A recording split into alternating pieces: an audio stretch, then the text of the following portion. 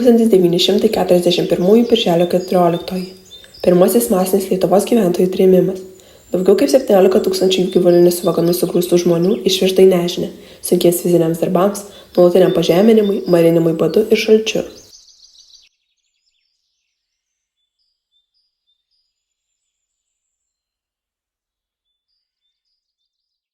Sakė, kad kraustykitės, viską vežkit, mama viską jau man pasakojo, man vaikučiai aiškino, kad tavo daiktukus viską sudėsim, o tas reketas, stribas rupūžė ir sako, viską iš jų paimkit, jie niekada negrįš į Lietuvą. O aš sėdėjau ant medinio arkliuko tokio, neisiu ir viskas, neatiduosiu. Jisai griebė man, sukruvino mano mažiuko rankas, ištraukė man tą arkliuką ir sakė, tau niekada nereikės. O šitą tai aš taip ir liko per visą gyvenimą. Man šiandien 80 metų ir aš va šitą, kaip niekad man tas baisus jausmas nepalieka. Koks turėjo būti žiaurus žmogus, kad atimti iš mažo vaiko žaisliuką. Aš karininko sūnus, aš iškentėsiu.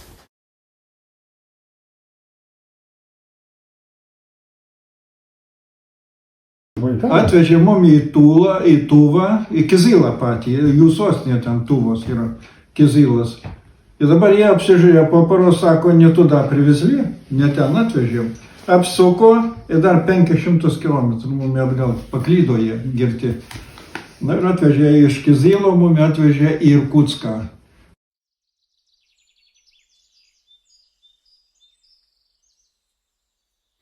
Tremtis tarp lietuvių žmonių sukėlė didžiulį skausmą, nusivylimą ir beviltiškumą. Tūkstančiai žmonių buvo išskirti iš savo šeimų, sugriauti jų gyvenimai ir priversti gyventi nepakeliamomis sąlygomis Sibiro šalčiuose.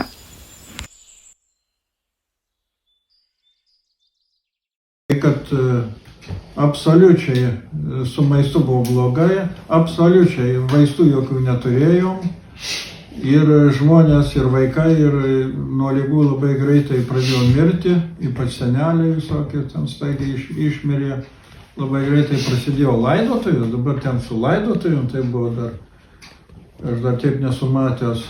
Kadangi ten amžinas įšalas, tai ten negalima žiemą, jau prasidėjo žemė atitirpsta tik apie metrą, pas mumi tai buvo. Žemė apie metrą atitirpsta ir kūrendavo laužus ten, kad palaidoti žmogų. O toliau metrą pakasa ir ten stovėdavo vanduo. Į vandenį kišdavo grabus.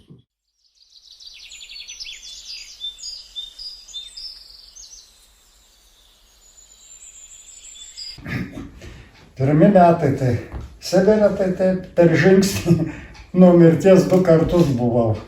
Iškart dar ėjau 9 metų į darželį pavalgyti, paskui apsižiūrėjau, kad turime eiti į mokyklą. Buvau baigęs 2 skyrius, o ten buvo tik tai 1 ir 3 klasė.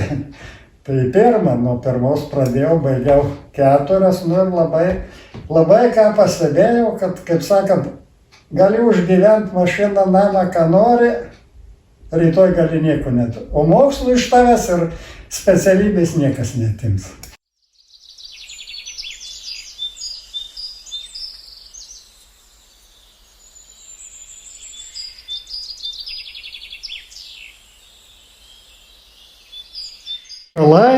Ir neapsakomas tėvynės ilgesys. Aš esu tikintis, tai aš visada aiškiai pasakau. Aš tikiu į Dievą, visagalį tėvą ir jokių pakeitimų man nieks nepadarys. Mes tai buvom įsitikinę, kad viešpats mumi davė išbandymą, bet ir davė jėgų mum atlaikyti tą bandymą. Tai mes likom ir grįžom gyvi.